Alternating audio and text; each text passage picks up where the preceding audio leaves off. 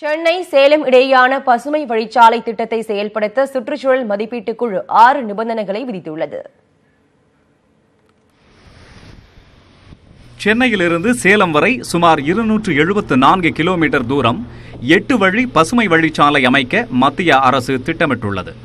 இந்த திட்டத்திற்கு அனுமதி கோரி தேசிய நெடுஞ்சாலைத்துறை ஆணையம் மத்திய சுற்றுச்சூழல் துறையின் கீழ் இயங்கும் நிபுணர் மதிப்பீட்டுக் குழுவிடம் விண்ணப்பித்திருந்தது.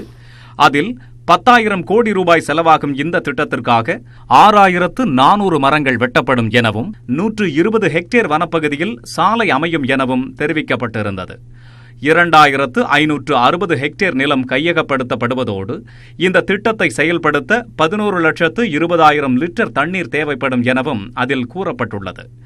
23 பெரிய பாலங்கள், 8 சுங்கச்சாவடிகள், 10 பேருந்து மற்றும் லாரிகள் நிறுத்தும் இடங்கள் உள்ளிட்டவை அமைக்க உள்ளதாகவும் அதில் தெரிவிக்கப்பட்டுள்ளது.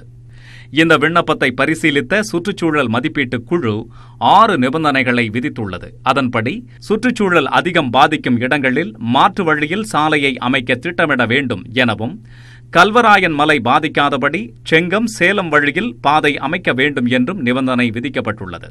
சதுப்பு நிலங்கள், நீர்த்தேக்கங்கள் பாதிக்காதபடி சாலை அமைப்பது குறித்து ஆய்வு மேற்கொள்வதோடு திட்டத்தை செயல்படுத்த எங்கிருந்து தண்ணீர் பெறப்படுகிறது என்ற தகவலையும் அளிக்க வேண்டும் என்றும் அறிவுறுத்தப்பட்டுள்ளது.